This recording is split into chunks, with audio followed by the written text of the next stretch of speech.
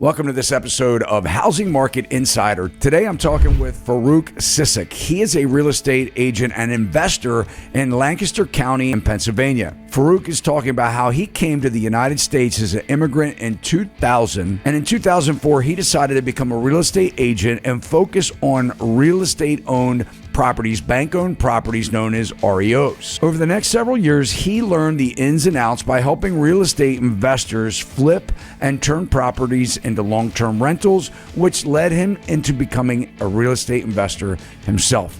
I hope you enjoy Faruk.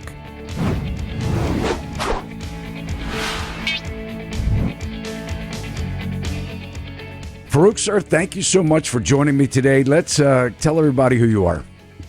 All right. Well, my name is Faruk Sisic with Cavalry Realty here in Lancaster County.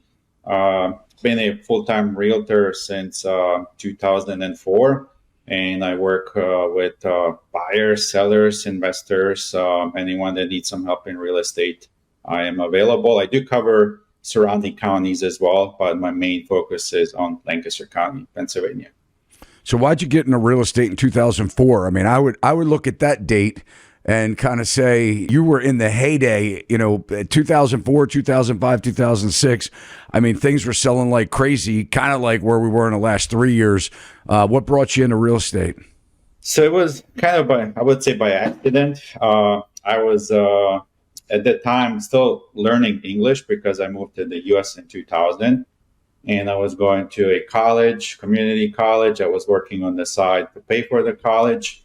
And the place where I worked, the owner was a real estate broker.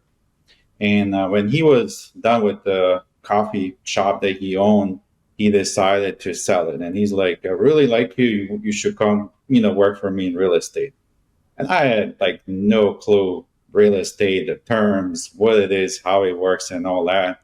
So he told me a little bit and he said, oh, you're going to get paid by commissions and all. I'm like, commission? I can't do that. I need my paycheck every week. So I stayed there for a little bit with the new owner. We didn't get along pretty good. So I said, you know what? I am going to be done here. I'm going to risk something because I was young. It wasn't married, no family. And I said, I'm going to risk it and see what happens. And that's how I got in. So where did you move from in 2000? So I'm originally from Bosnia and Herzegovina, but I lived, before I moved to the U.S., I was living in Germany for about 8 years. So in Germany, we were there until 2000, and then we moved to the U.S. So what was the pull to the U.S.? You say was it family move? Yes, it was a family move. That is correct. That's cool, man. So you were working in, you said a coffee shop? Yes. I mean, what? Like a barista? I mean, were you I don't even know if that's... Making coffee, drinks, lattes, frappes. We had paninis, salads, and all kinds of stuff. So it was a pretty cool place. And I started there and I was promoted to be a manager. I had fun. It was nice. It was paying for my college. So I didn't have to ask my parents to pay for it. So it was working pretty well for me. I love that. So what did you go to college for? I was a local Harrisburg area community college. Did you have a path that you were going down? I mean, what were you learning? So I was studying math and computer science because I really like math. But when I started the computer science part, that was not me at all. I like the numbers and everything, but the computer sector part, that was not. And that's why that was also another factor where I say, you know what? This is not maybe for me. I should just jump into this real estate and, like I said, risk it and see what happens.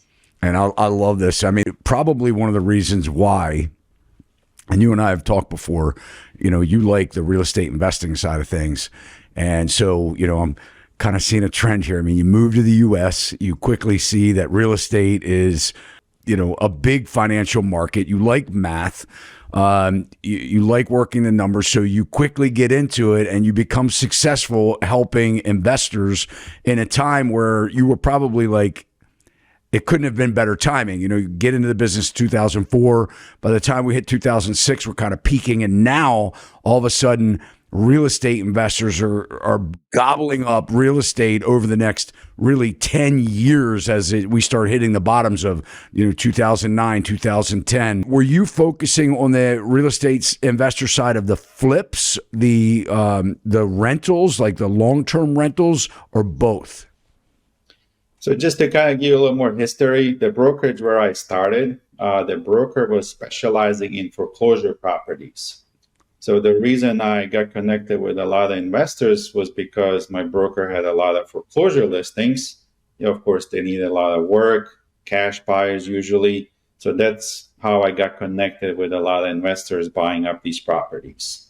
I would say back then, like 2005, 6, 7, a lot of them, they were just buying it to buy and hold. There were some flippers, but I don't think as many as today. Yeah. I was doing a lot of flipping back then. My background is construction, and then I built homes, and then I flipped houses. And by the time we hit 2005, I guess I was really in full swing and flipping houses down in Baltimore, really. I was paying, it was ridiculous. It was kind of like the top of the market prior to that, 2004. I was paying probably the most for a rundown shell in certain areas in Baltimore that they've ever seen before. I was paying like $135,000 for a teardown at one point when I got up to the, at the kind of like the peak, the top of the market, 2005, 2006. In 2005, we had the headlines of the Baltimore Sun that said that the overpriced Baltimore housing market, I was in the middle of a bunch of flips that I overpaid on, and also building homes as well. And I just watched the market kind of tank. And then, Faruk, over the next couple of years, as I was liquidating inventory and turning then properties that I couldn't really get out of for the money that I had bought, the market changed really quickly. I turned them into residential rentals. Well, hindsight's 2020. A lot of those residentials I sold even before we got into the peak of 2022, right? And I watched people who bought the properties from me sell them 2 more times and really capitalize on a huge amount of money. So I think the game for the real estate industry, I've been in it since 1989 as a contractor, has been really to hold properties as long as you possibly can. In fact, a lot of real estate investors, they say you then 1031 until you die, right? So you don't ever stop investing that initial money that you invested in your first properties. You should be selling them, rolling them. But, we're kind of an interesting time right now, Faruk, where real estate investors are kind of looked down on. I think that we've seen a lot of glamorization of a real estate investor. Maybe it's Instagram, the posts where, you've got these young people who are standing in front of, Lamborghinis and Ferraris. And then you have first time buyers that have been beat out by investors. We've had Wall Street that's been involved in it. What are you seeing now on the real estate investor side? And I guess the question is, do you think, being in the business now, for almost 20 years, do you think that the ship has sailed for, real estate to be an investment? I don't think so. I think real estate is going to be a good vehicle to creating wealth for a very, very long time. I can't see that going away. I don't know what they will come up with to remove real estate as one of the top wealth creations, but the investors, I think they're just a little bit more cautious right now. They're probably just looking for lower pricing, better deals. And every investor has different strategy, fix and flip, buy and hold, long term, short term, whatever it is. Not everyone is looking maybe for the same thing. So I think their investors are still active. They're still buying. They just, I think, more cautious, paying more attention to numbers. Maybe adding a little bit, I would say, buffer cushion for any correction in the near future. But my opinion is you have to buy real estate if it makes sense today. If you get some benefits later on with the lower interest rate, great. If not, the numbers still have to work. Just look at the numbers, and that's pretty much it. So give us some examples of things that make sense today. I mean, let's talk about a flip. I mean, what are you seeing, kind of like what is the last deal that you really help somebody buy? What phase are they in? I mean, what's going on with it? I mean, I can give you some examples, though. I do some fix and flip myself. Recently bought a property maybe 5-6 months ago, and I knew that this property was going to be for a first-time home buyer, and they're probably going to need some maybe seller assistance or maybe rate buy down. So we went in, we purchased the property. Well, of course, I would have liked to pay a little less, but we pay what they asked. So we fixed it up, put it on the market, and it didn't take maybe a week. We got a first-time home buyer who needed seller assistance, and now we are under contract. And can you share some numbers on that? I mean, what do you think you're going to net out of the deal once it's all said and done? Transfer recordation fees, real estate commissions. So once it's all done, once we close, I think we're going to net close to $40,000, but then we're going to have to pay, of course, tax on that. Yeah. And I think that's a big thing is, back in the day, and give me an idea. What's the list price of the property? $251,000. Yep, got it. So, and I'm sure you went in and paid cash, right? I mean, you made a cash. Yeah. So, I mean, no, was it truly cash or was it hard money? It was the hard money loan. Yes. Okay, so there's juice on that. You're figuring, after you pay, origination fees, interest rates to the hard money lender, you're still thinking $40,000 in profit. That's everything said and done. Everything said and done. Yeah, and I think from the investment standpoint, most of the investors back in, before 2008, they would take it like a $250,000 house, and they would expect a lot more higher rate of return. Maybe even double that, right? So at what's 40,000 now may have been 80,000, 70 or 80,000 back then, and that's what I'm seeing too. Is that a lot of investors they're looking at the market and they're willing to now accept less money to sell it faster to be able to make the deal happen. Or you lose your teams, your contractors because you're not consistently giving them work. So, I guess the question is, how many of those deals are out there? That sounds like a pretty sweet deal even for today. Faruk, are these deals, is this in Lancaster County where you are, or the city, or where? So in Lancaster County, city of Lancaster. I got the deal because it's a good connection with the wholesaler from my previous dealings. From many, many years ago, we stayed in contact, and I think they even they had like a little higher offer, but just because they know that I'm going to perform, I'm going to close, there's not going to be any issues because the owner needed to stay there for a little longer, for another month. And I was, taking the risk. I knew it was going to work out at the end, but, there's still a risk if I leave the owner there for another month. What if they don't move out? What if they, don't pay? Then, I got more issues and more costs, but it worked out pretty good. On the flip side of things, one of the things that I noticed and I think this is for anybody listening too that's considering, getting into the business, Faruk is, he's in an area that's kind of interesting because, I would compare like Lancaster City almost to like Canton and Baltimore. I mean, it's been this hot, spot where, first-time buyers want to move in, and we've seen a lot of price appreciation in that area, and it really has been, a good solid run. But I think the important thing, if someone's listening and they're looking to get into flipping, expectations, is really, I think, what needs to be managed.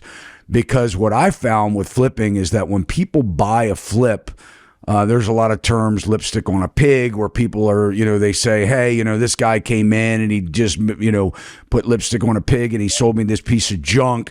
When people buy a renovated or rehab property, they think that they're buying a brand new house.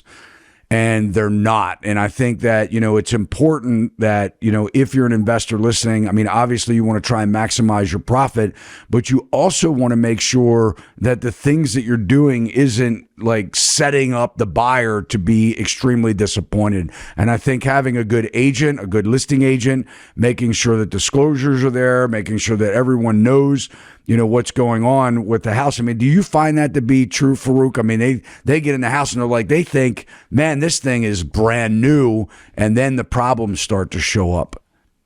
Oh, yeah. I mean, just recently I was with a buyer over in the neighboring county in New York, and saw that they bought the property at 250 maybe 3-4 months ago. I like to check on that. So we went in, and on the photos, it looked like you said, almost like brand new. New kitchen, some flooring, paint, bunch of stuff. So when we went there and I started looking at all the details, the imperfections on the trim, the drywall, the things, I just told the buyer, I'm like, this is a really poor quality flip. And they were asking, I think, $100,000 more. I understand they spend money on the paint, kitchen, and other things, but I told them this is not worth it. There's no value here. Yeah. And I've seen quite a few like that, but I've also seen some very good high-end quality and good quality flips where you can just tell that this is something good. They did the right thing. They did a good job on the flip. And if you're a real estate listening, I mean, when I was doing it, and Faruk, you may be able to add some light to this, but there were basically three types of real estate investors. There are investors that watch the HGTV channels and they want to get into the real estate industry. They want to get into flipping or rentals, but they don't really have any knowledge of it. And they just want to invest the money and make the return. Well, there's opportunity there if you build a team, and if you're an agent that wants to surround yourself with a team of contractors and you can kind of manage it. I mean, you can get paid to do that once the transaction's done to help somebody walk through. So there's one type of investor. There's another type of real estate investor that once they have a full-time job wants to be involved in the project, so not so much hands-off, but maybe they want to go to a job site and sweep and throw stuff in a dumpster and kind of learn as much as they can. And then the third type is what I call the ballers. They're the ones that have their own teams, their own crews. They're like the Faruks that is going to buy a property, handle the whole thing from start to finish, directly manage the subcontractors themselves. That is really the kind of client I think that you want to be involved with if you're a real estate agent trying to capitalize on what I believe is going to be a big opportunity coming up here in the next 12 to 18 months. But I mean, do you agree with that assessment, Faruk? Yes, I completely agree. And I already have clients that are like that they come in, they get it done properly with permits, whatever is required. They're not trying to skip anything. And if something comes up, if it was maybe missed by accident or by the subcontractor, and let's say the buyer does the inspections, it comes up, they're very, very quick to fix it and correct it. And they don't even try to negotiate with the buyer. They just say, we're going to do it for you, no problem. We'll get it done. How about on the rental side of things? Are you seeing much in your area where investors are buying to rent still, or do the numbers just not work? Oh, yeah, there's a good mix, I would say, between flippers and buy and hold investors because demand for affordable housing is pretty high. And Lancaster is desirable. A lot of people want to move here. Jobs are available. Easy access to a lot of different surrounding cities, but also the big cities like Baltimore, Philly, New York, not far from here at all. So give us some types of numbers on something like that. So maybe a recent deal that you've done on the just flat out long-term rental. Long-term rental. Myself, I just rented my previous property where I used to live. Just a typical 3-bedroom, this was a little bigger townhouse, but 3-bedroom, 2.5 baths. We rented it in like 10 days at $1,750. So what if you were to buy that house today to rent for $1,750, what would you have paid? Well, as an investor, probably maybe 160, 170, but the value of the property is close to 250. I forget when, but I paid only 100,000 when I purchased the property. But what about rent ready today? Like if I was an investor and I called you up and I said, Faruk, I want to buy a house purely to invest in, what would I expect in Lancaster County? Well, the city and the county, there's a little difference. In the city, you're going to be probably paying close to 180, 190 for something decent. Suburban areas, rural areas, it's going to go over 250. So that 180, 190 in the city, what can I rent that for? If it's a 3 bedroom, that's going to probably go close to 15, 1600. Right. So I'm going to be Depending on how it's done, if it's nice or not. yeah. So A lot of investors, they want a 1% rule, whatever they paid all in, and then they want that, for a monthly rent. So, for example, if after transfer recordation fees, all repairs to get it ready, let's just say simple math, $200,000. They want to rent that for $2,000 a month. And it sounds like you guys are very comparable where you are to where we are. We're just not seeing that. We're looking at investors that would be like 0.8%, not 1 full percent.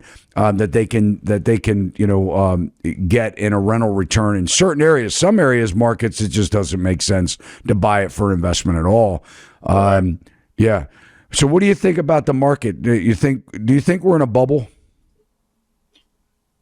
I mean, I don't believe in predicting anything because no one can predict what's going to happen. Yeah, you can use the history, past what happened before, but what's going to come, I think it's very difficult to predict. I do think that demand was pretty strong, and I do see that cooling off right now. It could be because of the rate, could be because of the time of the year. But I do think that overall the buyers are going to say, hey, this is enough. I'm not going to overpay for these properties anymore. I'd rather wait or maybe go rent. So I think there's going to be corrections.